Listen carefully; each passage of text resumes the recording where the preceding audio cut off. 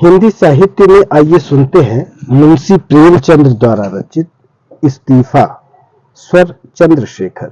विशेष आग्रह, अगर आपको हमारी कहानी पसंद है तो कृपया लाइक शेयर सब्सक्राइब अवश्य करें। आप कहां से सुन रहे हैं और अपना शुभ नाम कमेंट बॉक्स में लिखना ना भूलें। धन्यवाद। दफ्तर का बाबू एक बेजबान जीव है। मजदूरों को आंखें दिखाओ तो वह तेलियां बदल कर खड़ा हो जाएगा। कूली को एक डांट बताओ तो सिर से बोझ फेंक कर अपनी राह लेगा। किसी भिखारी को दुत्कारो तो वह तुम्हारी ओर गुस्से की निगाह से देखकर चला जाएगा। यहाँ तक कि गधा भी कभी कभी तकलीफ पाकर दो लत्तियां झड़ने लगता है। मगर बेचारे दफ्तर के बाबू को अब चाहे आंखें दिखाएं, डांट बताए, दुत्कारें, ठोकरें मारे, उसके माथे पर बल न आएगा।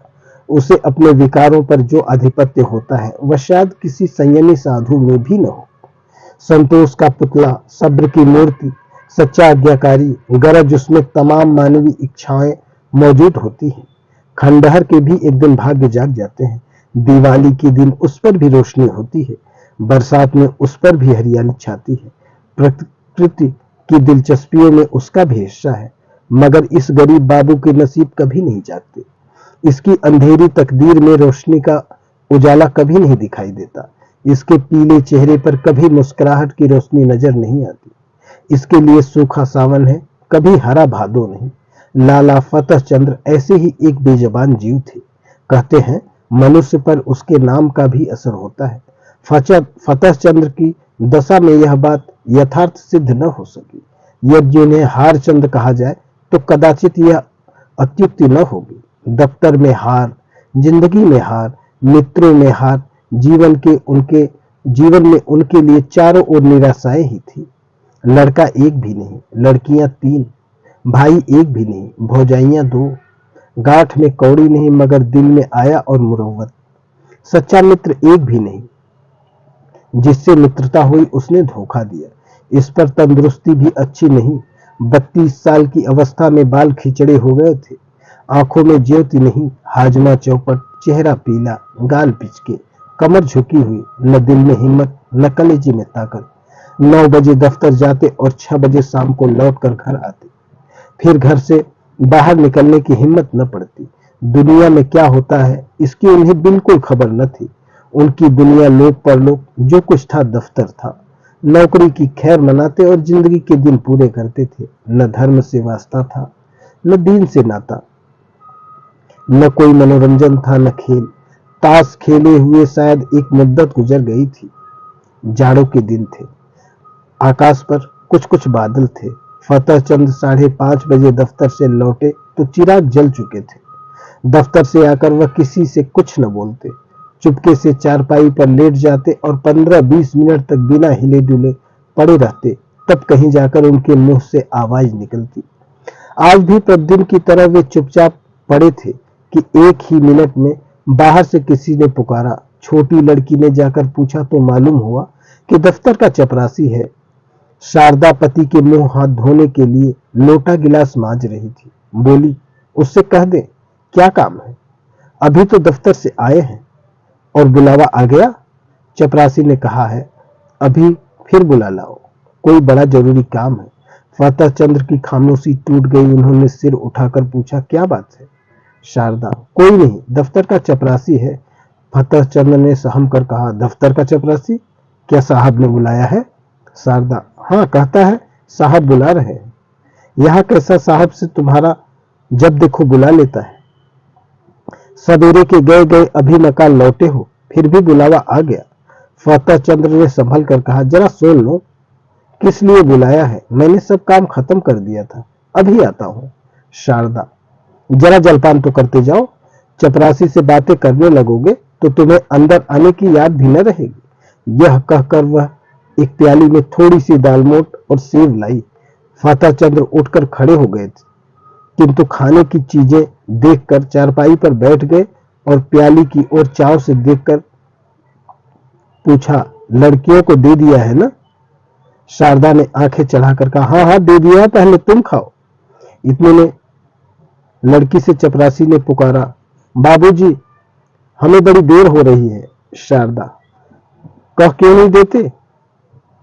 कि इस वक्त न आएंगे? फतेहचंद ने जल्दी जल्दी दालमोट की 2-3 फंकियां लगाई, एक गिलास पानी पिया और बाहर की तरफ दौड़े। शारदा पान बनाती ही रह गई। चपरासी ने कहा, बाबूजी, आपने बड़ी देर कर दी, अब जरा लपक के चलिए, नहीं तो जाते ही डांट लगाएंगे साहब।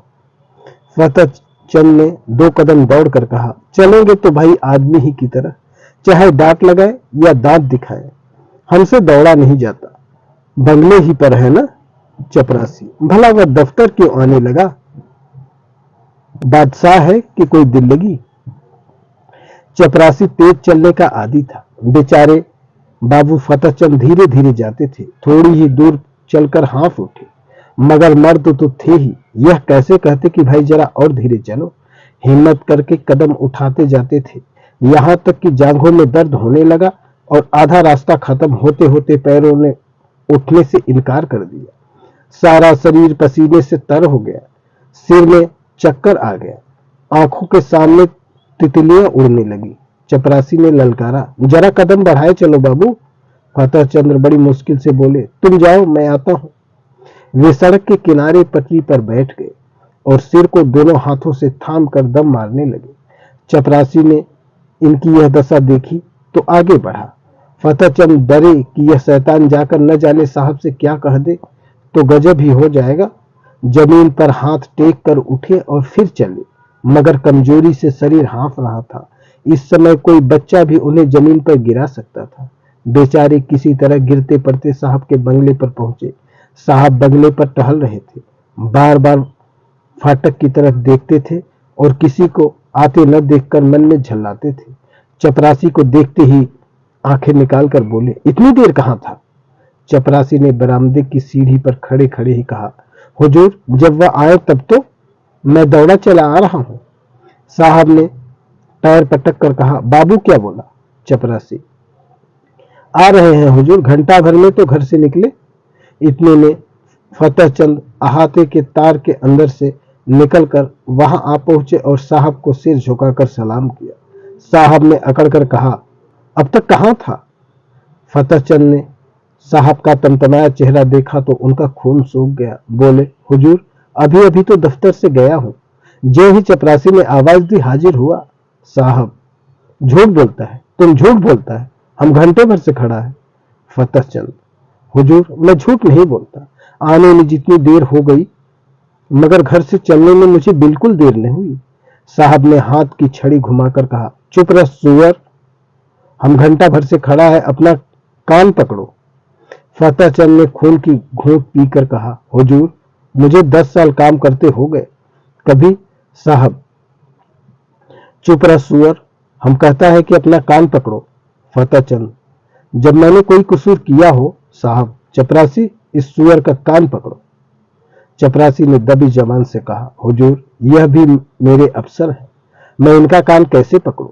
साहब, हम कहता है इसका कान पकड़ो, नहीं हम तुमको हंटरों से मारेगा। चपरासी, हुजूर, मैं यहाँ नौकरी करने आया हूँ, मार खाने नहीं। मैं भी इज्जतदार आदमी हूँ। हुजूर, अपनी नौकरी ले ले, आप जो हुक्म दे वह बजा लाने को हाजिर हूँ, लेकिन किसी की इज्जत नहीं बिगाड़ सकता। नौकरी तो 4 दिन की है, 4 दिन के लिए क्यों जमाने भर से बिगाड़ करें? साहब अब क्रोध को बर्दाश्त न कर सके, हंटर लेकर दौड़े। चपरासी ने देखा यहाँ खड़े रहने में खैरियत नहीं है तो भाग खड़ा हुआ। फतेहचंद अभी तक चुपचाप खड़े थे। चपरासी को न पाकर उनके पास आया और उनके दोनों कान पकड़कर हिला दिए। बोला, तुम सुअर, गुस्ताखी करता है, जाकर ऑफिस से फाइल लाओ। फतेहचंद ने कान हिलाते हुए कहा, कौन सा फाइल? तुम बहरा है क्या, सुनता नहीं? हम फाइल मांगता है। फतेहचंद ने किसी तरह दिलेर होकर कहा, आप कौन सा फाइल मांगते हैं? साहब, वही फाइल जो हम मांगता है, वही फाइल लाओ, अभी लाओ। बेचारे फतेहचंद को अब और कुछ पूछने की हिम्मत न हुई। साहब बहादुर एक तो यो कि तेज मिजाज थे, इस पर हुकूमत का घमंड और सबसे बढ़कर शराब का नशा। हंटर लेकर पील पड़ते तो बेचारा क्या कर लेता। चुपके से दफ्तर की तरफ चल पड़े। साहब ने कहा, दौड़ कर जाओ। दौड़ो। फतेहचंद ने कहा, हुजूर, मुझसे दौड़ा नहीं जाता। साहब, वो तुम सुस्त हो गया है, हम तुमको दौड़ाना सिखाएगा, दौड़ो। पीछे से धक्का देकर तुम अब भी नहीं दौड़ेगा? यह कहकर साहब हंटर लेने चले। फतेहचंद दफ्तर के बाबू होने पर भी मनुष्य ही थे। यदि वह बलवान होते तो उस बदमाश का खून पी जाते। अगर उनके पास कोई हथियार होता तो उस पर जरूर पील पड़ते, लेकिन उस हालत में तो मार खाना ही उनकी तकदीर में लिखा था। वे बेतहाशा भागे और फाटक से बाहर निकलकर सड़क पर आ गए। फतेहचंद दफ्तर न गए, जाकर करते ही क्या।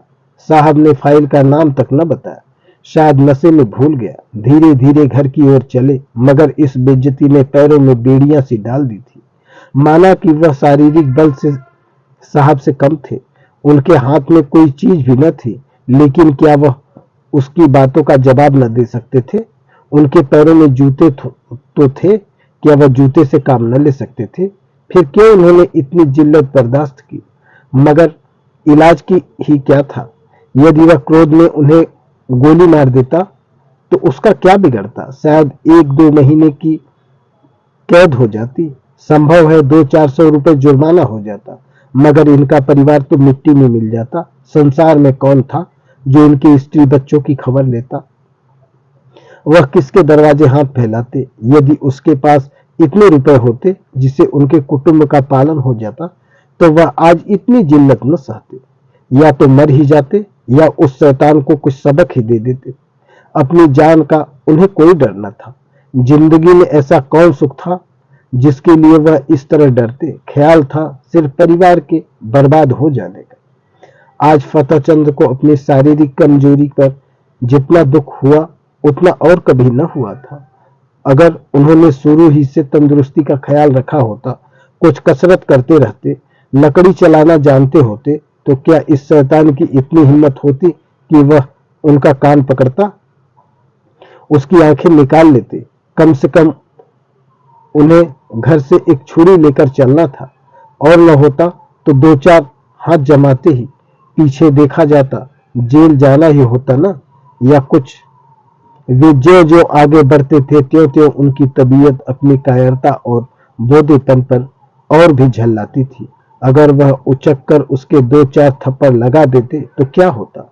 यही न कि साहब के खानसामे बैरे सब उन पर पील पड़ते और मारते मारते बेदम कर देते।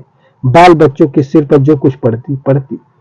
साहब को इतना तो मालूम हो जाता कि गरीब को बेगुनाह जलील करना आसान नहीं। आखिर आज मैं मर जाऊं तो क्या हो? तब कौन मेरे बच्चों का पालन करेगा? तब उनके सिर को कौन पूछेगा? वह आज ही पड़ जाती तो क्या हर्ज था? इस अंतिम विचार से फतेहचंद के हृदय में इतना जोश भर दिया कि वह लौट पड़े और साहब के जिल्लत का बदला लेने के लिए 2-4 कदम चले। मगर फिर ख्याल आया, आखिर जो कुछ जिल्लत होनी थी वह तो हो चुकी। कौन जाने बंगले पर हो या क्लब गया हो। उसी समय उन्हें शारदा की बेकसी और बच्चों का बिना बाप हो जाने का ख्याल भी आ गया। फिर लौटे और घर चले। घर में जाते ही शारदा ने पूछा, किस लिए बुलाया था? बड़ी देर हो गई। फतेहचंद ने चारपाई पर लेटते हुए कहा, नशे की सनक थी और क्या। शैतान ने मुझे गालियां दी, जलील किया, यही रट लगाए हुए था कि देर क्यों की। निर्दयी ने चपरासी से मेरा कान पकड़ने को कहा। शारदा ने गुस्से में आकर कहा, तुमने एक जूता उतार कर दिया नहीं सुअर को। फतेहचंद, चपरासी बहुत शरीफ है, उसने साफ कह दिया, हुजूर मुझसे यह काम न होगा। मैंने भले आदमियों की इज्जत उतारने के लिए नौकरी नहीं की थी। वह उसी वक्त सलाम करके चला गया। शारदा, यही बहादुरी है। तुमने उस साहब को क्यों नहीं फटकारा? फतेहचंद, फटकारा क्यों नहीं? मैंने भी खूब सुनाई। वह छड़ी लेकर दौड़ा, मैंने भी जूता संभाला। उसने मुझे छड़ियां जमाई, मैंने भी जूते जमाए। शारदा ने खुश होकर कहा, सच? इतना सा मोह हो गया होगा उसका। फतेहचंद चेहरे पर झाड़ू सी फिरी हुई थी। शारदा, बड़ा अच्छा किया तुमने, और मारना चाहिए था। मैं होती तो बिना जान लिए न छोड़ती। फतेहचंद, मार तो आया हूं, लेकिन अब खैरियत नहीं है। देखो क्या नतीजा होता है। नौकरी तो जाएगी ही, शायद सजा भी काटनी पड़े। शारदा, सजा क्यों काटनी पड़ेगी? क्या कोई इंसाफ करने वाला नहीं है? उसने क्यों गालियां दी, क्यों छड़ी जमाई? फतेहचंद, उसने उसके सामने मेरी कौन सुनेगा? अदालत भी उसी की तरफ हो जाएगी। शारदा, तो हो जाने दो। मगर देख लेना, अब किसी साहब की यह हिम्मत न होगी कि किसी बाबू को गालियां दे बैठे। तुम्हें चाहिए था कि जो ही उसने मुंह से गालियां निकाली, लपक कर एक जूता रसीद कर देते। फतेह चंद तो फिर इस वक्त जिंदा लौट कर भी न आ सकता, जरूर मुझे गोली मार देता। शारदा, देखी जाती। फतेह चंद ने मुस्कुरा कर कहा, फिर तुम लोग कहां जाती? शारदा, जहां ईश्वर की मर्जी होती। आदमी के लिए सबसे बड़ी चीज इज्जत है। इज्जत गंवा कर बाल बच्चों की परवरिश नहीं की जाती। तुम उस शैतान को मार कर आए होते तो मैं गरूर से फूली नहीं समाती। मार खाकर उठते तो शायद मैं तुम्हारी सूरत से भी घृणा करती। यो जबान से चाहे कुछ न कहती, मगर दिल से तुम्हारी इज्जत जाती रहती। अब जो कुछ सिर पर आएगी खुशी से झेल लूंगा। कहां जाते हो? सुनो सुनो, कहां जाते हो? फतेह चंद दीवाने होकर जोश में घर से निकल पड़े। शारदा पुकारती रह गई। वह फिर साहब के बंगले की तरफ जा रहे थे, डर से सहमे हुए नहीं बल्कि गरूर से गर्दन उठाए हुए। पक्का इरादा उनके चेहरे से झलक रहा था। उनके पैरों में वह कमजोरी, आंखों में वह बेकसी न थी। उनकी काया कल्प सी हो गई थी। वह कमजोर बदन, पीला मुखड़ा, दुर्बल बदन वाला दफ्तर के बाबू की जगह अब मर्दाना चेहरा, हिम्मत भरा हुआ, मजबूत गठा हुआ जवान था।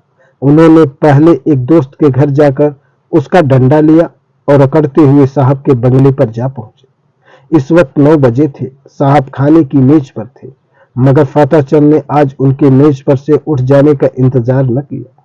खानसामा कमरे से बाहर निकला और वह चिक उठाकर अंदर गए। कमरा प्रकाश से जगमगा रहा था। जमीन पर ऐसी कालीन बिछी हुई थी जैसी फतेह चंद की शादी में भी न बिछी होगी। साहब बहादुर ने उनकी तरफ क्रोधित दृष्टि से देखकर कहा, तुम क्यों आया? बाहर जाओ। क्यों अंदर चला आया? फतेह चंद ने खड़े खड़े डंडा संभाल कर कहा, तुमने मुझसे अभी फाइल मांगा था, वही फाइल लेकर आया हूं। खाना खा लो तो दिखाओ। तब तक मैं बैठता हूं। इत्मीनान से खाओ, शायद वह तुम्हारा आखिरी खाना होगा, इसी कारण खूब पेट भर खा लो। साहब सन्नाटे में आ गए। फतेह चंद की तरफ डर और क्रोध की दृष्टि से देखकर कांप उठे। फतेह चंद के चेहरे पर पक्का इरादा झलक रहा था। साहब समझ गए, यह मनुष्य इस समय मरने मारने के लिए तैयार है। ताकत में फतेह चंद उनसे कमजोर था, लेकिन यह निश्चय था कि वह ईंट का जवाब पत्थर से नहीं बल्कि लोहे से देने को तैयार है।